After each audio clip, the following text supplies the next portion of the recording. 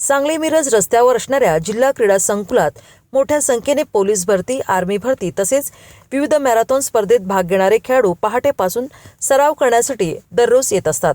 जवळपास 2000च्या आसपास खेळाडू या ठिकाणी नियमितपणे सराव करतात।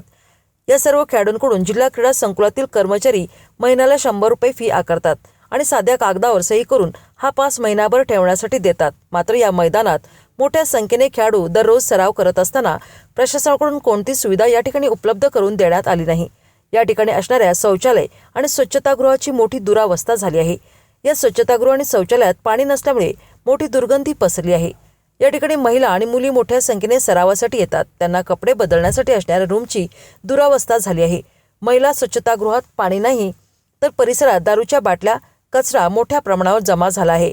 खेळाडूंना पिण्यासाठी पाण्याची सुविधा उपलब्ध नाही। मैदानावर रनिंग करताना धुरळा उडत असल्यामुळे खेळाडूंना श्वसनाचे आजार होत आहेत। या ठिकाणी नियमितपणे पाणी मारणे गरजेचे आहे, मात्र प्रशासनाचे मोठे दुर्लक्ष झाले आहे। पालकमंत्री चंद्रकांत पाटील यांनी जिल्हा क्रीडा संकुलातील स्विमिंग टँक, बॅडमिंटन कोर्ट आणि धावण्याच्या ट्रॅकसाठी निधी देण्याचे आश्वासन दिले होते। याबाबत बैठका घेण्यात आल्या, मात्र त्याचे काम अद्याप सुरू नसल्यामुळे पालकमंत्री चंद्रकांत पाटील यांच्या घोषणा हवेत विरल्या आहेत। नियमित खेळाडूकडून मासिक फी घेऊन सुद्धा कोणती सुविधा किंवा स्वच्छता नसल्यामुळे खेळाडूंच्या मध्ये प्रशासनाच्या कारभाराबाबत नाराजी व्यक्त होत आहे।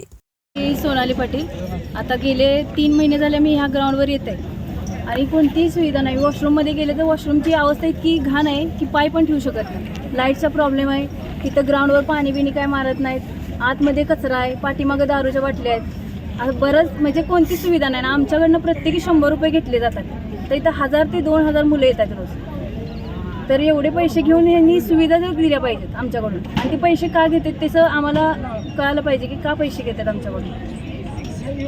नमस्कार, मी एक पोलीस भरतीचा विद्यार्थी आहे। मी गेले 2 ते 3 वर्ष झालं इथं ग्राउंडवर येतोय आणि प्रॅक्टिस करतोय। बरेचसे विद्यार्थी इथं प्रॅक्टिस करतात, त्याच्याशी काही विषय नाही। पण कसं आहे, ह्या ग्राउंडवर आजपर्यंत माझ्या नजरेत तर एकदासुद्धा ग्राउंडवर पाणी मारण्यात आलेलं नाही। ग्राउंडवर एवढा धुळा आहे की या पोरासनी दम्याचा त्रास होतोय। लांब कशाला, सगळे विद्यार्थी आहेत। विद्यार्थ्यांनी कुठल्या पण एका पोरग्याला बोलवून विचारू शकताय तुम्ही की तुला कुठला त्रास होतोय का काय।